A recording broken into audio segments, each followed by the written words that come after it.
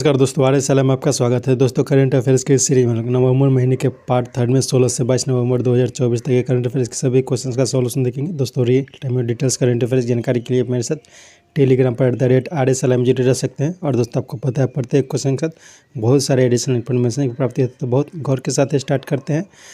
पहला क्वेश्चन है, कहाँ रहने वाले बोडो जनजाति के भाषा, साहित्य और संस्कृति पर पहले बोडोलैंड महोत्सव नई दिल्ली में आयोजित की गई? तो इसका उपरोक्त सभी हो जाएगा। जो बोडोलैंड जनजाति है, बोडोलैंड लोग जो हैं, जो बोडो जनजाति से संबंधित है, तो वो असम, पश्चिम बंगाल और नेपाल के क्षेत्र में रहते हैं। तो उन्हीं के भाषा, साहित्य और संस्कृति पर विशेष बोडोलैंड महोत्सव का आयोजन नई दिल्ली में हाल ही में किया गया है। नेक्स्ट, सऊदी एयरपोर्ट एग्जीबिशन के द्वारा किस भारतीय एयरपोर्ट को डिजिटल इनोवेशन के लिए वैश्विक पुरस्कार दिया गया? तो यह पुरस्कार दिया गया है GMR इंटरनेशनल एयरपोर्ट हैदराबाद को।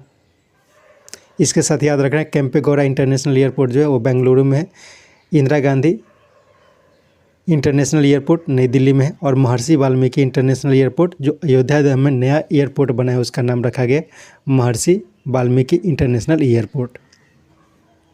नेक्स्ट, 15 नवंबर भगवान बिरसा मुंडा की 150वीं जयंती को किस रूप में मनाया गया? इस दिन दिल्ली के सराय काले खान चौक का नाम बदलकर बिरसा मुंडा चौक रखा गया है। तो इसे मनाया जाता है जनजातीय गौरव दिवस के रूप में। 15 नवंबर जो कि भगवान बिरसा मुंडा की जयंती है, तो उनकी 150वीं जयंती मनाई जा रही है, और इस जयंती को जनजातीय गौरव दिवस के रूप में मनाया जाता है। इसी के अवसर पर दिल्ली में एक सराय काले खान चौक है, तो उसी का नाम बदलकर भगवान बिरसा मुंडा के नाम पर रख दिया गया है। राष्ट्रीय एकता दिवस ये जो है वो 31 अक्टूबर को मनाया जाता है, और इसे सरदार वल्लभ भाई पटेल की जयंती को मनाया जाता है। पराक्रम दिवस जो होता है वो 23 जनवरी को मनाया जाता है, और ये सुभाष चंद्र बोस की जयंती होती है। नेक्स्ट, गृह मंत्रालय ने किस राज्य के पुलिस थानों को अशांत घोषित कर arm force social power act यानी कि अफस्पा की घोषणा की है?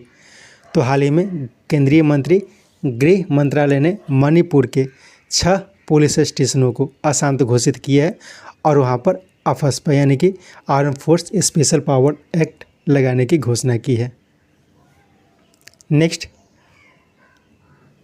हाल में भारत और किस देश के राजनीतिक संबंध के 75 वर्ष पूरा होने पर नया लोगो जारी किया गया है?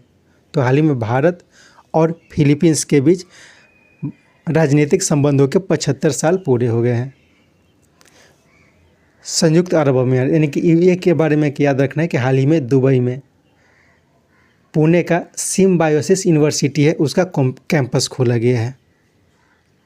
नेक्स्ट, किसके द्वारा जारी हाल की रिपोर्ट के अनुसार भारत में विश्व का 1/4 डायबिटीज़ का मामला है, जिसमें 90% से अधिक टाइप 1 है। तो ये लैंसेट की रिपोर्ट है, ठीक है। लैंसेट की हाल की रिपोर्ट के अनुसार भारत में पूरे विश्व का 1/4 डायबिटीज़ का मामला है, और डायबिटीज़ का जो टाइप 1 और टाइप 2 होता है, तो टाइप 1 जो है उसका मामला 90% से अधिक है। विश्व स्वास्थ्य संगठन का हाल ही का एक रिपोर्ट है जिसमें यह बताया गया था कि 2015 से 2023 के बीच भारत में टीबी के मामलों में 17.7% की कमी दर्ज की गई है। और ISA एक अलग से है, इंटरनेशनल सोलर अलायंस। वर्तमान में इंटरनेशनल सोलर अलायंस का अध्यक्ष भारत को चुना गया है।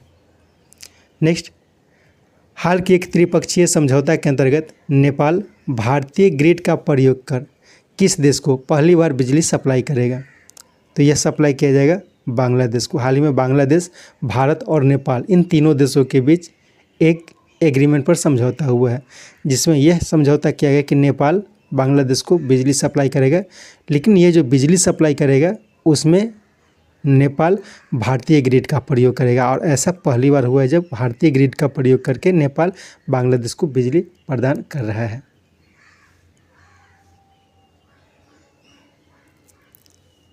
नेक्स्ट, दुबई स्पोर्ट्स काउंसिल ने किसे अपना ब्रांड एम्बेसडर बनाया है? तो हाल ही में दुबई स्पोर्ट्स काउंसिल ने हरभजन सिंह और सानिया मिर्जा इन दोनों को अपना ब्रांड एम्बेसडर बनाया है।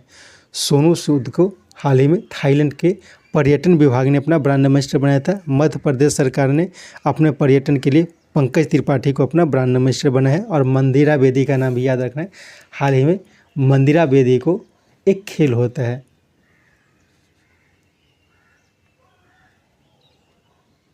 उस खेल का नाम है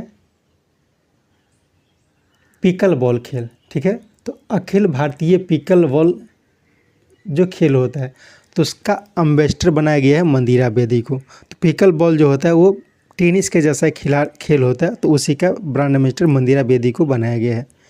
नेक्स्ट, कहाँ के तेज गेंदबाज अंशुल कंबोज ने हाल में आयोजित रणजी ट्रॉफी में सभी 10 विकेट लिए हैं? तो ये हरियाणा के खिलाड़ी हैं, ठीक है। हरियाणा के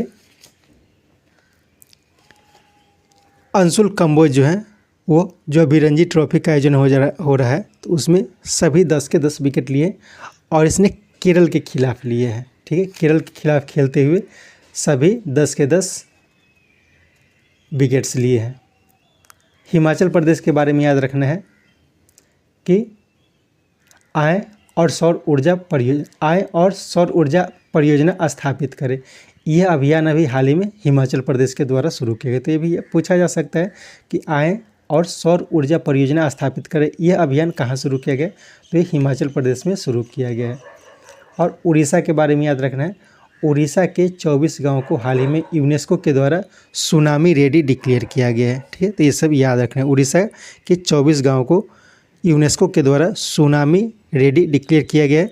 हिमाचल प्रदेश के बारे में याद रखना है कि हिमाचल प्रदेश सरकार ने आव और सौर ऊर्जा स्थापित करे परियोजना की शुरुआत की है।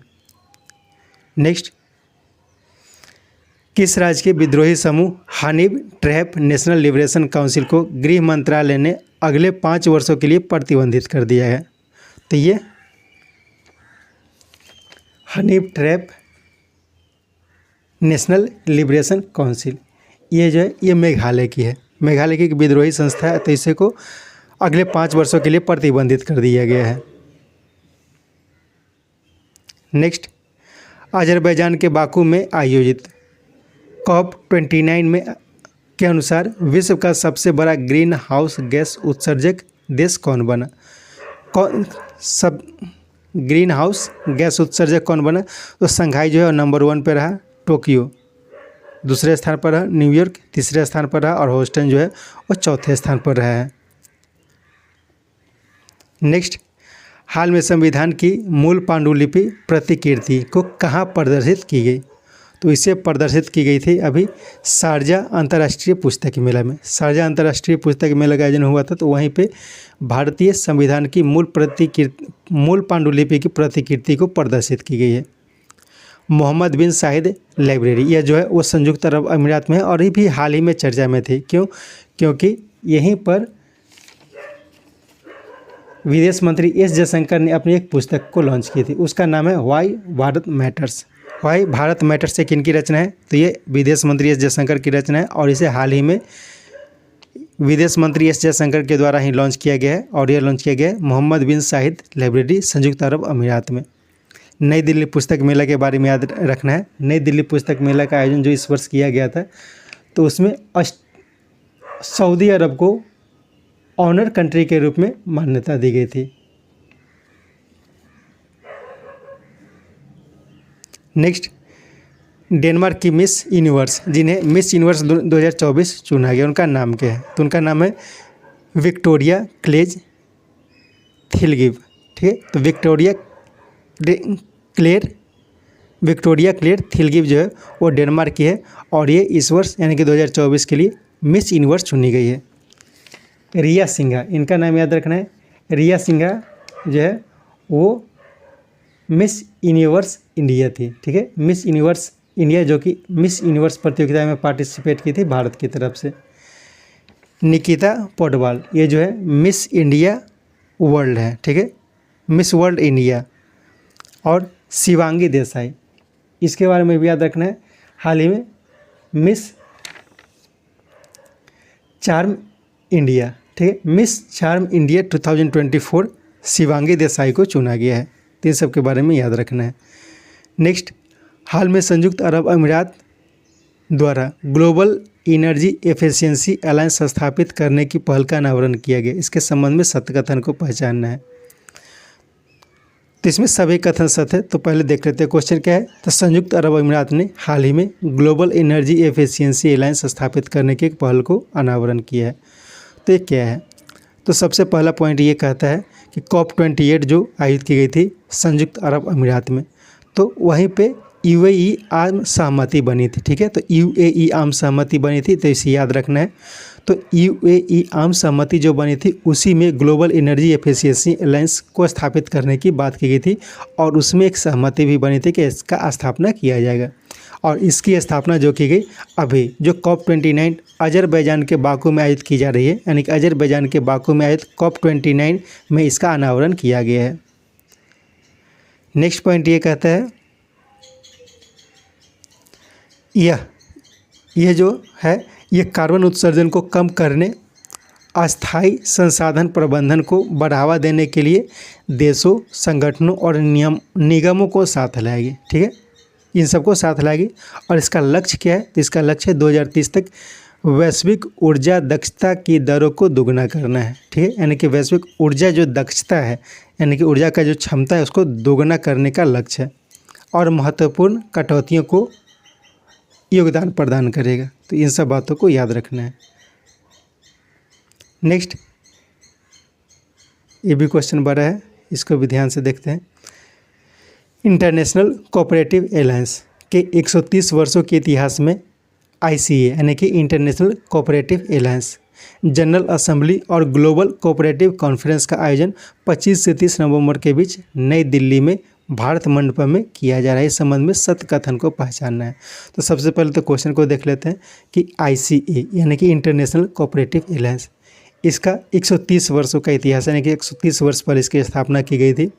इसका जनरल असेंबली और ग्लोबल कोऑपरेटिव कॉन्फ्रेंस का आयोजन जो है 25 से 30 नवंबर के बीच नई दिल्ली में की जा रही है, नई दिल्ली के भारत मंडपम में की जा रही है। तो इसमें सत्य कथन क्या क्या है, सभी कथन सत्य देख लेते हैं। इसका थीम है cooperative build prosperity for all, cooperative build prosperity for all इसका थीम है। नेक्स्ट पॉइंट ये कहता है इसकी मेज़बानी जो है वो इंडियन फार्मर्स फर्टिलाइजर्स कोऑपरेटिव अर्थात इफ़को और भारत के 18 ICA सदस्य जो हैं वो करेंगे। 18 जैसे बहुत सारे जो फॉर्म्स हैं ये सब जो है इसके सदस्य हैं। तो ये सब मिलके और इफ़को ये सब मिलके क्या करेगी, इसकी मेज़बानी कर रहा है। इनके वर्तमान में जो ICA का अध्यक्ष है वो भारत है। प्रधानमंत्री उद्घाटन के दौरान यूनाइटेड नेशन कोऑपरेटिव ईयर 2025 का शुभारंभ करेंगे, ठीक है। तो United Nations international cooperative year इसका शुभारंभ 2025 के रूप में प्रधानमंत्री के द्वारा किया जाएगा। तो 2025 को United nation international cooperative year के रूप में मनाया जाएगा। नेक्स्ट, किस राज्य स्थित नुगु वन्यजीव अभयारण्य में बाघ और हाथी की संख्या घटने के कारण यह खबरों में रहा। तो ये कर्नाटक में नुगु वन्यजीव अभयारण्य। असम का काजीरंगा नेशनल पार्क जो है हाल ही में चर्चा में थी। क्यों चर्चा में थी? क्योंकि यहाँ पर भारत का दूसरा सबसे बड़ा तितली सेंटर बनाया गया था। अरुणाचल प्रदेश का नामदफा नेशनल पार्क जो है वो भारत का सबसे बड़ा तितली केंद्र है। और अरुणाचल प्रदेश का ही पक्के टाइगर रिजर्व जो है, अरुणाचल प्रदेश में पक्के टाइगर रिजर्व, वहाँ पर भी एक तितली केंद्र की स्थापना की जा रही है। और छत्तीसगढ़ में देश का 56वां टाइगर रिजर्व बनाया जा रहा है। तो उसका नाम आपको बताना है कि क्या नाम है। पिछले बहुत सारे वीडियो में इसके बारे में चर्चा की गई है। नेक्स्ट,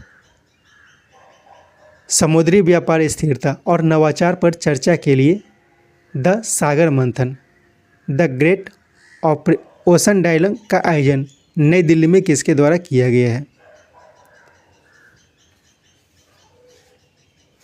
तो इसका आयोजन किया गया है मिनिस्ट्री ऑफ, यहाँ पे sports, ministry of port shipping and waterways, इसके द्वारा किया गया है। तो याद रखना है द सागर मंथन, ठीक है। द सागर मंथन एक चर्चा का नाम है, इसका पूरा नाम क्या है, द सागर मंथन द ग्रेट ओशन डायलॉग। इसका आयोजन हाल ही में नई दिल्ली में किया गया है और इसका जो मुख्य उद्देश्य है वो समुद्री व्यापार में स्थिरता और नवाचार पर चर्चा करना है। नेक्स्ट, महाराष्ट्र के कोल्हापुर में बनाए जाने वाले सिलोफर पंचामृत कलश, जो चांदी से बना जटिल नक्काशी, पुष्प पैटर्न और देवताओं का चित्रण होता है तथा इसका प्रयोग पंचामृत परोसने के लिए किया जाता है, को प्रधानमंत्री ने किस देश के राष्ट्रपति बोला अहमद टिनुबू को उपहार में दिए। तो हाल ही में प्रधानमंत्री नाइजीरिया के यात्रा पर गए थे। तो नाइजीरिया की यात्रा पर गए थे, तो नाइजीरिया के जो राष्ट्रपति बोला अहमद टिनुबू, उन्हें यह भेंट किया गया था। तो सबसे पहले याद रखना है कि ये सिलोफर पंचामृत कलश, सिलोफर पंचामृत कलश जो है वो कहाँ बनाया जाता है, तो एक क्षेत्रीय आर्ट है। कहाँ का है, तो महाराष्ट्र के कोल्हापुर का, वहीं पे इसको बनाया जाता है और ये शुद्ध चांदी का बनाया जाता है और इसमें बहुत ही जटिल नक्काशी होता है, उसमें बहुत ही जटिल नक्काशी में पुष्प पैटर्न होता है, उसमें देवताओं का चित्रण किया जाता है और ख़ासकर इसको पंचामृत को परोसने के लिए प्रयोग किया जाता है। तो यही जो आर्ट है इसको नाइजीरिया के राष्ट्रपति बोला अहमद टिनुबू को उपहार में दिया गया था। हाल ही में प्रधानमंत्री रसिया के भी यात्रा पर गए थे और रूस की जब यात्रा पर गए थे तो रूस के प्रधानमंत्री को झारखंड का एक आर्ट होता है, झारखंड का एक आर्ट है सोहराई पेंटिंग, तो उसे गिफ्ट दिया गया था। तो प्रधानमंत्री का ये उद्देश्य है कि विभिन्न स्थानों का जो आर्ट है उसको विदेशों में प्रदर्शित करना, विदेशों में उसकी मान्यता को बढ़ाना। इसके साथ एक और क्वेश्चन याद रखना है कि हाल ही में प्रधानमंत्री रूस, नाइजीरिया, ब्राज़ील, गुयाना, इन सभी देशों की यात्रा पर गए थे। ब्राज़ील में किस लिए गए थे, तो ब्राज़ील में G20 समिट का आयोजन किया गया था, G20 समिट का आयोजन किया गया था, तो उसमें पार्टिसिपेट करने के लिए गए थे। रसिया गए थे, रसिया में गए थे, ब्रिक्स का जो आयोजन किया गया था उसमें पार्टिसिपेट करने के लिए गए थे। तो रसिया, नाइजीरिया और गुयाना, इन 3 देशों के सर्वोच्च नागरिक सम्मान से प्रधानमंत्री को हाल ही में सम्मानित किया गया है। तो ये भी याद रखना है, रूस, नाइजीरिया और गुयाना, इन सभी देशों के सर्वोच्च नागरिक सम्मान से प्रधानमंत्री को सम्मानित किया गया है। नेक्स्ट, भारत का सबसे भारी सैटेलाइट में से एक 4700 किलोग्राम का GSAT-20 को किसने अपने फाल्कन 9 रॉकेट से लॉन्च किया। यह उपग्रह दूरदराज इलाकों में ब्रॉडबैंड सेवाएं, यात्री विमान और उड़ान के लिए इंटरनेट प्रदान करने में मदद करेगी। तो ये स्पेस एक्स की मदद से लॉन्च किया गया है। तो यह भी याद रखना है, फाल्कन 9 रॉकेट, यही बहुत ही स्ट्रॉन्ग रॉकेट है। तो ये स्पेस एक्स का रॉकेट है, उसी के द्वारा GSAT-20 को लॉन्च किया गया है। GSAT-20 जो है वो 4700 किलोग्राम का है और ये भारत का सबसे भारी सैटेलाइट है। ये किस में मदद करेगी, तो ये जो उपग्रह है ये दूर दराज इलाकों में ब्रॉडबैंड सेवाओं को प्रदान करने में मदद करेगी और साथ ही जो यात्री विमान होता है तो यात्री विमान में इंटरनेट प्रदान करने में मदद करेगी। नेक्स्ट, अमेरिकी दूतावास के अनुसार अमेरिका में अंतर्राष्ट्रीय विद्यार्थियों का सबसे बड़ा स्रोत देश कौन बना है, तो ये अपना देश भारत बना। पहले चीन था लेकिन चीन को पीछे छोड़कर भारत जो है अमेरिका में अंतर्राष्ट्रीय विद्यार्थियों की संख्या के स्रोत के मामले में सबसे बड़ा देश बन गया है। नेक्स्ट, भारत के नियंत्रक और महालेखा परीक्षक कौन बने हैं, तो हाल ही में भारत के नियंत्रक एवं महालेखा परीक्षक के पद पर के संजय मूर्ति को नियुक्त किया गया है। इससे पहले गिरीश चंद्र मुर्मू जो है वो भारत के लेखा एवं नियंत्रक एवं महालेखा परीक्षक थे। इसके साथ यह भी याद रखना है, हाल ही में संजीव खन्ना को भारत के चीफ जस्टिस ऑफ इंडिया के रूप में नियुक्त किया गया और इन्हें ही सुप्रीम कोर्ट में नालसा के पैट्रॉन के पद पर भी नियुक्त किया गया है। राहुल नवीन, इन्हें हाल ही में इन्फोर्समेंट डायरेक्टरेट के प्रमुख यानी कि इन्फोर्समेंट डायरेक्टरेट के पद पर नियुक्त किया गया है। नेक्स्ट, नई दिल्ली में आयोजित ग्लोबल साइंस कॉन्फ्रेंस 2024 को किसने संबोधित किया? तो इसका संबोधन किया गया है कृषि मंत्री शिवराज सिंह चौहान के द्वारा। ठीक है, तो याद रखना है ग्लोबल साइंस कॉन्फ्रेंस 2024, इसका आयोजन हाल ही में नई दिल्ली में किया गया है। नेक्स्ट, हाल में किस देश के नए परमाणु सिद्धांत को अपनाया? इसके अनुरूप परमाणु हमले को और ज़्यादा लचीला बनाया गया है। तो रूस के द्वारा हाल ही में नया परमाणु सिद्धांत को लॉन्च किया गया है, उसे अपनाया गया है। और उसमें जैसे कि क्या होता है, पहले अलग नियम थे लेकिन अभी जो समय है वो बदल गया है। तो अभी आर्टिफिशियल इंटेलिजेंस, इंटरनेट, ये सब का भी प्रयोग किया जाता है। अलग अलग तरीके से परमाणु हमले को करने की संभावना होती है। तो कुछ भी परिस्थिति में रूस जो है वो इसे लॉन्च करने की घोषणा की है और एक नया नियम बनाया है। नेक्स्ट, किस देश में 165 वर्षों से कार्यरत बोंगो राजवंश को पिछले वर्ष कूप के बाद सैनिकों के द्वारा हटाए जाने के बाद हाल में जनमत संग्रह कराया गया और इसके साथ ही वहाँ पे नया संविधान लाया गया है? तो ये लाया गया है गैबोन में। तो याद रखना है बोंगो राजवंश ये जो है गैबोन का था, वो 1965 से कार्यरत था। तो पिछले वर्ष क्या होता है, वहाँ पे कूप किया गया और सैनिकों के द्वारा वहाँ पे जो शासन व्यवस्था है उसे अपना लिया गया था। और वहीं पे हाल ही में एक जनमत संग्रह कराया गया और वहाँ पे कुछ नियमों में परिवर्तन किए गए। नियमों में परिवर्तन क्या किए गए कि जो राष्ट्रपति का चुनाव होगा तो वो 7 साल के लिए होगा और बहुत सारे नियम में परिवर्तन किए गए हैं। नेक्स्ट क्वेश्चन थोड़ा बड़ा है, इसको ध्यान से पढ़ लेते हैं। क्या है क्वेश्चन? कहाँ स्थित राष्ट्रीय रक्षा विश्वविद्यालय ने पुलिस अनुसंधान विकास ब्यूरो द्वारा आयोजित 50वें all India police science congress को संबोधित करते हुए गृह मंत्री अमित शाह ने 26 नवंबर यानी कि संविधान दिवस तक वैसे सभी कैदियों जो अपनी सज़ा का 1/3 समय पूरा कर ली हो और अभी तक उन्हें न्याय नहीं मिला हो को बेल पर छोड़ने की बात की गई है। तो पहले इतना बात को समझ लेते हैं क्योंकि क्वेश्चन लंबा है। सबसे पहले याद रखना है कि राष्ट्रीय रक्षा विश्वविद्यालय ये कहाँ है? तो ये गुजरात में है। ठीक है, राष्ट्रीय रक्षा विश्वविद्यालय जो है वो गुजरात में है, गुजरात के अहमदाबाद में है। तो वहीं पे पुलिस अनुसंधान और विकास ब्यूरो है। ठीक है, रक्षा विश्वविद्यालय में पुलिस अनुसंधान और विकास ब्यूरो है, उसी के द्वारा all India police science conference का आयोजन किया गया है। उसको संबोधित किया गया गृह मंत्री अमित शाह के द्वारा। 26 नवंबर को संविधान दिवस के रूप में मनाया जाता है। तो इसे भी याद रखना है, संविधान दिवस 26 नवंबर के रूप में मनाया जाता है। तो उस दिन तक वैसे सभी कैदियों जिनकी सज़ा 1/3 पूरी हो चुकी है लेकिन उन्हें अभी तक न्याय नहीं मिला है, उन पर प्रूफ नहीं हो पाया है कि वो दोषी हैं, तो ऐसा माना जाएगा कि उनका जो दोष है वो बहुत ज़्यादा इम्पोर्टेंट नहीं है, बहुत खतरनाक दोष नहीं है, तो उन्हें बेल पर छोड़ देने की बात की गई है। साथ ही 60 प्रावधानों की चर्चा की बात की गई है। तो 60 प्रावधान क्या है? उसमें यह 60 प्रावधानों में यह व्यवस्था किया गया है कि अदालत, अभियोजक, पुलिस, इन सभी को अपना कार्य जो है वो समय सीमा के अंदर पूरा करनी होगी। तो इसके लिए प्रेरित करने की बात की गई है। तो इसका आयोजन कहाँ किया गया? तो अभी बताया कि गांधी नगर जो है वहीं पर है राष्ट्रीय रक्षा विश्वविद्यालय, और उसी में इसकी बात की गई है। नेक्स्ट, कोलकाता में आयोजित टाटा स्टील चेस इंडिया का खिताब किसने जीता? तो इस जीता गया है मैग्नस कार्लसन, कैटरीना लेग्नो और अलेक्जेंड्रिया गोरियाचकिना यानी कि उपरोक्त सभी के द्वारा। तो क्या क्या जीता गया है? ये जो खेल होता है इसमें 2 तरह का खेल होता है, एक होता है ओपन रैपिड और दूसरा होता है ब्लिज। तो ओपन रैपिड और ब्लिज दोनों कैटेगरी में मेंस के श्रेणी में यानी कि पुरुषों के श्रेणी में मैग्नस कार्लसन के द्वारा जीता गया है।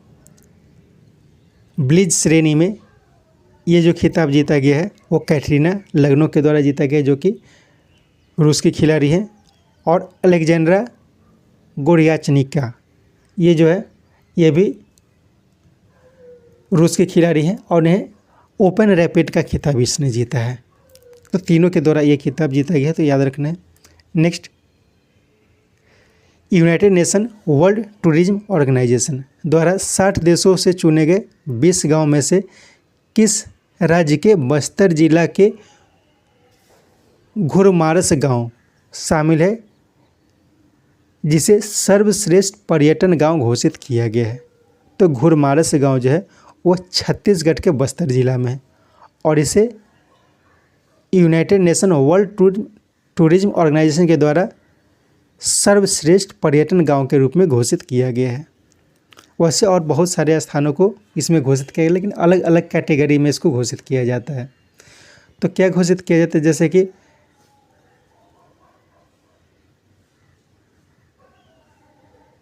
गुजरात का एक गांव है हफेश्वर, ठीक है, हफेश्वर एक गुजरात का गांव है, तो उसे हेरिटेज श्रेणी में। उसी तरह से केरल का कुमारा कोम गांव है, तो उसे एग्रीकल्चर श्रेणी में। असम का स्वालकुची, ठीक है, असम का स्वालकुची को क्राफ्ट की श्रेणी में। तो सबको अलग अलग श्रेणी में रखा गया है। तो सिंपल अभी याद रखना है कि छत्तीसगढ़ को चुना गया है। सॉरी, इसमें आंसर गलत बता दिया। ऐसे जो छत्तीसगढ़ का बस्तर जिला में घुड़मासर गांव है, तो उसे united nation world tourism organisation के द्वारा जो है वो सर्वश्रेष्ठ गांव घोषित किया गया है। इसके साथ ये याद रखना कि हाल ही में मिनिस्ट्री ऑफ टूरिज्म के द्वारा बेस्ट टूरिज्म विलेज को डिक्लेयर किया गया है। तो मिनिस्ट्री ऑफ टूरिज्म के द्वारा जो बेस्ट टूरिज्म विलेज घोषित किया गया, तो उसमें 36 गाँव को शामिल किया गया। और ये जो 36 गाँव शामिल किया गया है, तो उसमें इन सभी का जो जिला अभी बताया आपको वो सब शामिल है। जैसे गुजरात का हफेश्वर जिला है, उसे हेरिटेज श्रेणी में।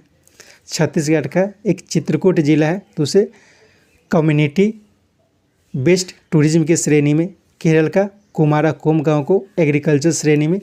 और असम का स्वालकुची गांव को क्राफ्ट की श्रेणी में सर्वश्रेष्ठ घोषित किया गया टूरिज्म, मिनिस्ट्री ऑफ टूरिज्म के द्वारा, ठीक है। नेक्स्ट,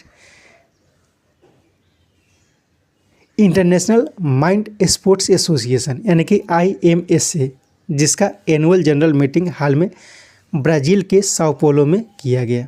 इसमें मुख्य रूप से 9 खेल जैसे चेस, ड्राउट्स, स्पोर्ट्स, पॉकर्स, गो और ब्रिज इसमें शामिल है। इसका अध्यक्ष एक भारतीय को चुना गया, उसका नाम क्या है? तो उनका नाम है नंदन कुमार झा। तो याद रखना है IMSA यानी कि इंटरनेशनल माइंड स्पोर्ट्स एसोसिएशन, इसका एनुअल जनरल मीटिंग जो है वो ब्राज़ील में हुआ था और वहीं पे नंदन कुमार झा को इसका अध्यक्ष चुना गया है। ये भी पूछा जा सकता है कि ये जो माइंड स्पोर्ट्स होता है तो इसमें कौन कौन सा खेल होता है? तो मुख्य रूप से इसमें 9 खेल को शामिल किया गया जो दिमाग से संबंधित होता है। तो चेस, ड्राउट्स, स्पोर्ट्स, पोकर, गो, ब्रिज, ये सब जो है वो माइंड गेम के रूप में जाना जाता है। नेक्स्ट, टेनिस और स्क्वैश के रूप में का एक संयुक्त खेल है जिसका नाम है पैडल, ठीक है। तो टेनिस और स्क्वैश का संयुक्त खेल पैडल का इंटरनेशनल पैडल टूर्नामेंट का आयोजन पहली बार भारत में कहाँ किया जा रहा है? तो इसका आयोजन पहली बार भारत में किया जा रहा है और ये किया जा रहा है नोएडा में, ठीक है। नोएडा में इसका आयोजन किया जा रहा है। लखनऊ के बारे में याद रखना है कि भारत का पहला नाइट सफारी पार्क, ठीक है, भारत का पहला नाइट सफारी पार्क जो है वो लखनऊ में खोला गया है। कुकराई एक जगह है लखनऊ में, वहीं पे भारत का पहला नाइट सफारी पार्क को खोला गया है। नेक्स्ट, द ग्रीन ऑर्गेनाइजेशन द्वारा लंदन में ग्रीन वर्ल्ड एनवायरनमेंट अवार्ड दिया गया। 600 से अधिक थैलेसीमिया रोगियों के उपचार में मदद के लिए कॉरपोरेट सोशल रिस्पॉन्सिबिलिटी क्षेत्र में यह पुरस्कार किसे प्रदान किया गया? तो यह प्रदान किया गया है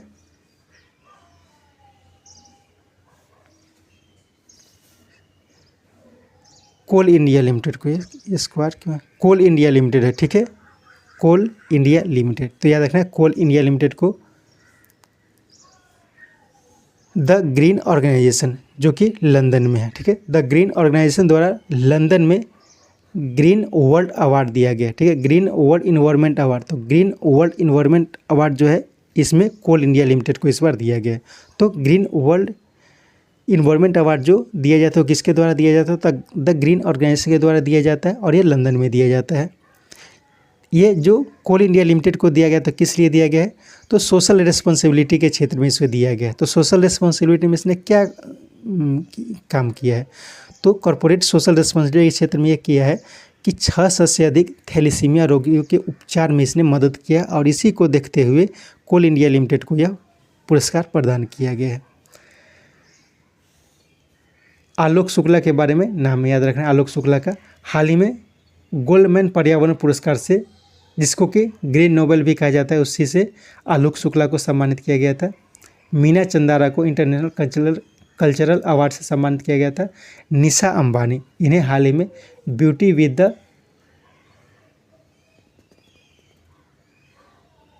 the person of humanity, beauty with the person of humanity सम्मान से निशा अंबानी को सम्मानित किया गया था। नेक्स्ट है गुजरात। ये अहमदाबाद और पोरबंदर में आयोजित पहले, इसमें पूरा आज गलत है, गुजरात के अहमदाबाद और पोरबंदर में आयोजित पहला बहुपक्षीय वार्षिक संयुक्त सैन्य अभ्यास संयुक्त विमोचन 2024 में किसने भाग लिया। तो सिंपल ये क्वेश्चन याद रखना है कि संयुक्त विमोचन जो है, संयुक्त विमोचन 2024, इसमें किसने भाग लिया है, तो इसमें army, navy, air force, coast guard, national disaster response force, इन सभी के द्वारा पार्टिसिपेट किया गया। और ये जो संयुक्त विमोचन अभ्यास है यह कहाँ पे आयोजित की गई है, तो गुजरात के अहमदाबाद और पोरबंदर में आयोजित की गई है। नेक्स्ट, नागालैंड में मनाया जाने वाला 25वें हॉर्नबिल महोत्सव का साझेदार देश कौन बना, तो इसका साझेदार देश जो बना है वो जापान बना है। तो ये भी याद रखना है, हॉर्नबिल महोत्सव ये कहाँ मनाया जाता है, तो ये नागालैंड में मनाया जाता है। इक्वाडोर के बारे में याद रखना है। इक्वाडोर में हाल ही में एक आपातकाल की घोषणा की गई और ये आपातकाल की घोषणा जो की गई है पानी की कमी को देखते हुए की गई है। इराक के बारे में याद रखना है कि 40 वर्षों के बाद यहाँ पे जनगणना शुरू की गई है, ठीक है, इराक में 40 वर्षों के बाद पहली बार जनगणना शुरू की गई है। और इक्वाडोर के बारे में क्या याद रखना है कि हाल ही में पानी की कमी के कारण इक्वाडोर में आपातकाल की घोषणा की गई है। नेक्स्ट क्वेश्चन है, community acquired bacteria pneumonia, community acquired bacteria pneumonia के लिए डिजाइन किया गया भारत का पहला एंटीबायोटिक नेफिथोमाइसिन, जो रेजिस्टेंट बैक्टीरिया के लिए कारगर है, जिसे बाजार में मिकनेफ के नाम से लाया गया है। इसे किसके द्वारा लॉन्च किया गया है, तो क्वेश्चन को पहले समझ लेते हैं। जैसे कि कुछ बैक्टीरिया रेजिस्टेंट बैक्टीरिया हो जाता है, यानी कि जब हमें कुछ बीमारी होता है और हम दवा खा लेते हैं, एंटीबायोटिक खा लेते हैं, तो कुछ बैक्टीरिया ऐसे होते हैं जो रेजिस्टेंट हो जाते हैं, जिस पर कोई भी दवा काम नहीं करता है। तो उसी के लिए यानी कि रेजिस्टेंट बैक्टीरिया पर कारगर एक भारत का पहला एंटीबायोटिक को लॉन्च किया गया है। उसका नाम क्या है, वो है नेफिथोमाइसिन, और उसे मार्केट में मिकनेफ के नाम से लाया गया है, ठीक है। तो ये भी याद रखना है, नेफिथोमाइसिन उसका ओरिजिनल नाम है, लेकिन जो मार्केट में लाया गया है वो मिकनेफ के नाम से लाया गया है। और ये खास करके न्यूमोनिया से संबंधित होता है, कम्युनिटी एक्वायर्ड बैक्टीरिया न्यूमोनिया, तो उसके लिए डिजाइन किया गया है। तो इसे किसके द्वारा लॉन्च किया गया है, तो इसे लॉन्च किया गया है डॉक्टर जितेंद्र सिंह के द्वारा, ठीक है, केंद्रीय मंत्री डॉक्टर जितेंद्र सिंह के द्वारा इसे लॉन्च किया गया। तो नाम क्या क्या याद रखना है, नेफिथोमाइसिन के बारे में याद रखना है, मिकनेफ के बारे में याद रखना है। नेफिथोमाइसिन क्या है, भारत के द्वारा पहला विकसित किया गया एंटीबायोटिक है और मिकनेफ के नाम से उसे मार्केट में लाया गया है। नेक्स्ट, किसके द्वारा जारी 60 देशों की जलवायु परिवर्तन प्रदर्शन सूचकांक अर्थात CCPI 2025 में डेनमार्क, नीदरलैंड और यूनाइटेड किंगडम को चौथा, पाँचवा और छठा स्थान, इसमें भारत को 10वां स्थान और सबसे खराब स्थिति में चीन और अमेरिका को, अर्थात चीन को 55वां स्थान और अमेरिका को 57वां स्थान दिया गया है। तो ये जो रिपोर्ट है यानी कि CCPI 2025 यानी कि जलवायु परिवर्तन प्रदर्शन सूचकांक 2025 किसके द्वारा जारी की गई है? तो ये उपरोक्त सभी यानी कि German watch, new climate institute और क्लाइमेट एक्शन नेटवर्क, इन तीनों के द्वारा जारी की जाती है। इसमें चौथा, पाँचवा, छठा की बात की, लेकिन पहला, दूसरा और तीसरा यह स्थान जब से यह शुरू है तब से किसी को नहीं दिया गया है। क्यों नहीं दिया गया? क्योंकि विश्व में कोई भी ऐसा देश नहीं है कि वो जलवायु परिवर्तन के अगेंस्ट कुछ ऐसा काम करे कि उसे पहला, दूसरा या थर्ड स्थान दिया जा सके। नेक्स्ट, बिहार के राजगीर में आयोजित महिला एशियाई हॉकी ट्रॉफी 2024 को किसने जीता? तो चीन को हराकर भारत ने महिला एशियाई हॉकी ट्रॉफी 2024 जीता है। तो याद रखना है कि महिला एशियाई हॉकी ट्रॉफी का आयोजन कहाँ किया गया है? तो इस बार यह भारत में बिहार के राजगीर में किया गया है और इसमें भारत ने चीन को हराकर यह खिताब जीत लिया है। नेक्स्ट,